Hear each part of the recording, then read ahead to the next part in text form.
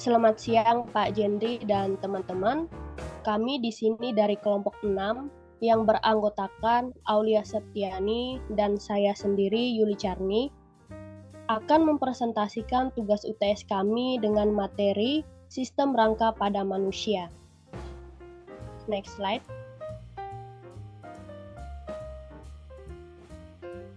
Nah, kita masuk di sistem rangka atau skeletal. Skeletal atau osteo adalah tulang kerangka tubuh yang terdiri dari tulang dan sendi. Ilmu yang mempelajari tentang skeletal atau osteo tubuh adalah osteologi. Next slide.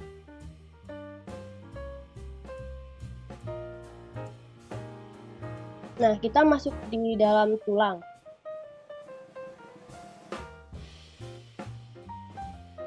Tulang sebagai alat gerak pasif karena hanya mengikuti kendala otot. Akan tetapi tulang mempunyai peranan penting karena gerak tidak akan terjadi tanpa tulang. Nah, tubuh kita memiliki 206 tulang yang membentuk rangka. Nah, salah satu bagian terpenting dari sistem rangka adalah tulang belakang. Next slide.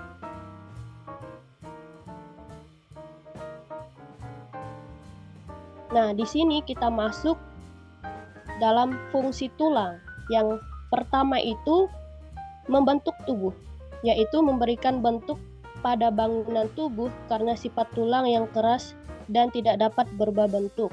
Yang kedua, sebagai penyokong, yaitu tulang memberi topangan dan menahan seluruh bagian-bagian tubuh agar tidak rubuh. Yang ketiga, tempat melekatnya otot-otot. Yang keempat, sebagai pergerakan tubuh dengan perantaraan otot sehingga memungkinkan tulang untuk bergerak.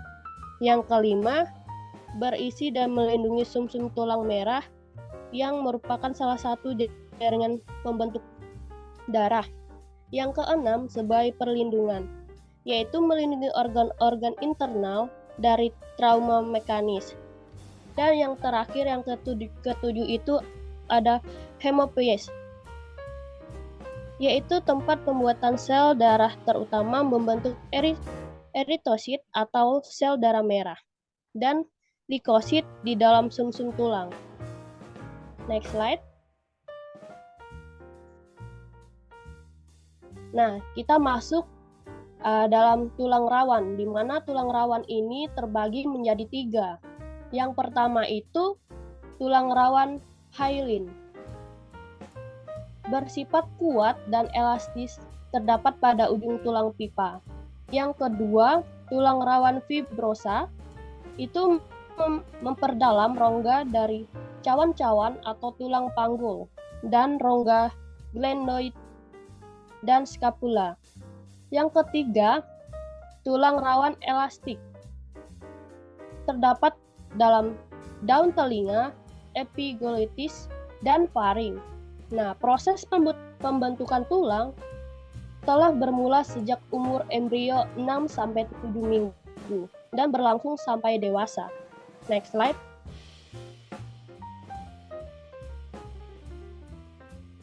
Nah, di sini ada tulang sejati. Nah, tulang bersifat keras dan berfungsi menyusun berbagai sistem rangka. Permukaan luar tulang dilapisi selubang fibrosa atau periosteum. Nah, lapisan tipis jaringan ikat atau endosteum melapisi rongga sumsum dan meluas ke dalam kanal likuid tulang kompak. Next slide. Nah, di sini tulang kompak itu tulang memiliki ciri padat, halus, dan homogen. Nah, pada bagian tengah terdapat medula cartilaginous yang mengandung yellow bone marrow. Tersusun atas unit osteon, yaitu Haversian system.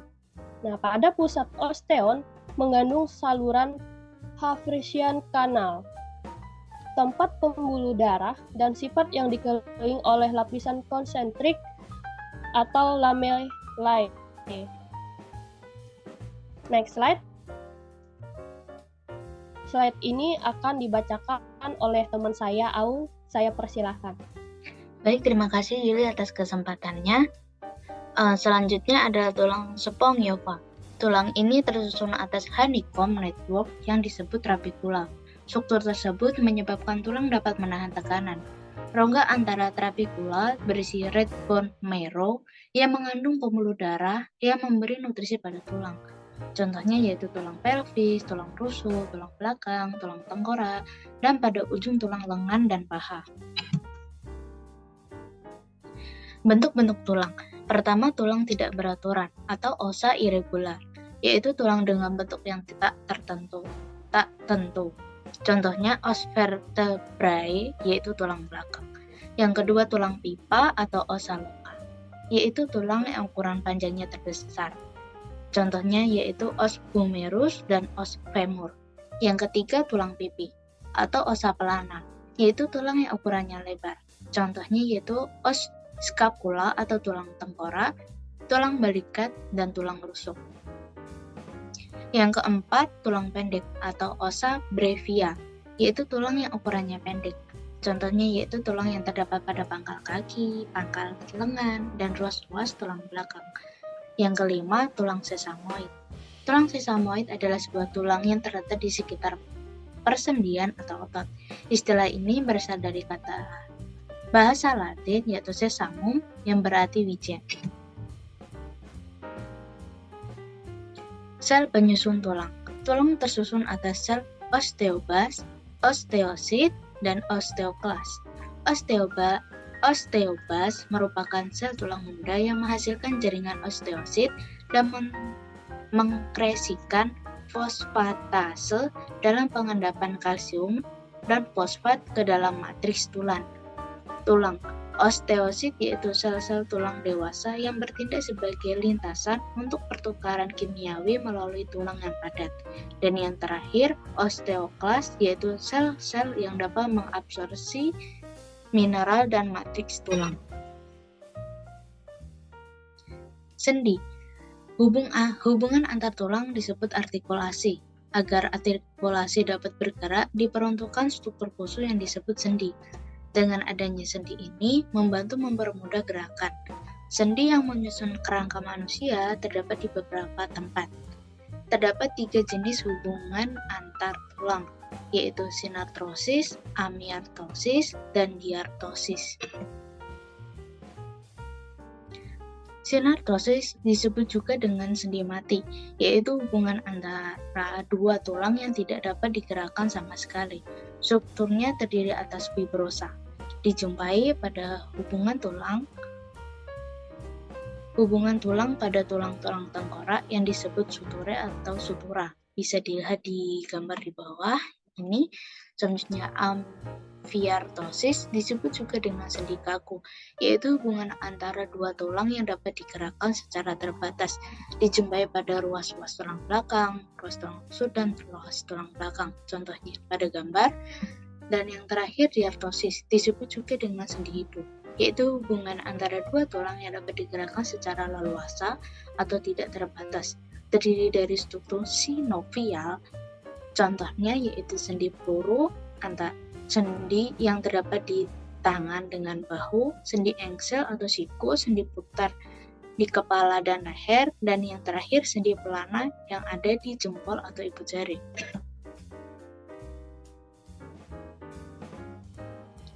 Selanjutnya, low back region. Low back region berfungsi untuk menegakkan atau menopang struktur tulang belakang manusia. Postur tegak juga meningkatkan gaya mekanik struktur tulang belakang lumbosakral. Antar tulang belakang diikat oleh intervertebral serta oleh ligamen dan otot. Ikatan antar tulang yang lunak membuat tulang punggung menjadi fleksibel. Struktur low back region. Yang pertama ada cervical atau tulang leher terdiri dari 7 ruas. Yang kedua, thoracalis atau punggung terdiri dari 12 ruas. Lumbalis atau pinggang terdiri dari 5 ruas. Sacralis atau kelangkang terdiri dari 5 ruas. Coccygeus atau tulang ekor terdiri dari 4 ruas tulang. Selanjutnya, intervertebral disc. Pada manusia memiliki ruas tulang belakang, terdapat sebuah struktur yang dibentuk oleh sejumlah tulang yang disebut vertebra atau vertebral body. Pada setiap 2 ruas vertebra terdapat sebuah bantalan tulang rawan berbentuk cakram yang disebut intervertebral disc. Bisa dilihat di gambar di samping yang saya tunjuk ini merupakan intervertebral disc. Nah, pada tubuh manusia terdapat 24 buah intervertebral disc. Tulang rawan ini berfungsi sebagai penyangga agar vertebra tetap berada pada posisinya dan juga memberi fleksibilitas pada ruas tulang belakang ketika terjadi pergerakan atau perubahan posisi pada tubuh. Neck atau tulang leher. Tulang leher dari atas 7 ruas, mempunyai badan ruas kecil dan berlubang dan lubang ruasnya besar. Pada tajuk sayapnya terdapat lubang tempat lajunya syaraf yang disebut foramen transversalis. Ruas pertama vertebra cervicalis disebut atlas yang memungkinkan kepala mengangguk. Ruas kedua disebut processus odontois atau aksis yang memungkinkan kepala berputar ke kiri dan ke kanan. Ruas ketujuh mempunyai tajuk yang disebut processus prominens. Tajuk ruasnya agak panjang.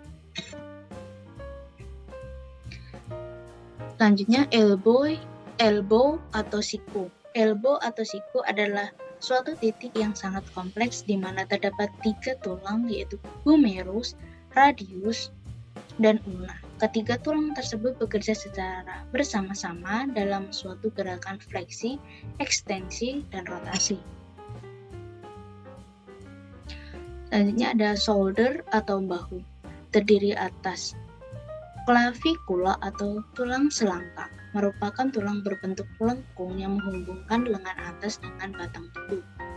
Dan yang terakhir, scapula atau tulang belikat, merupakan tulang yang berbentuk segitiga. Tulang ini berartikulasi dengan clavikula dan tulang lengan atas ke arah lateral scapula, melanjutkan diri sebagai acromioclavicular yang menghubungkan scapula dengan clavikula.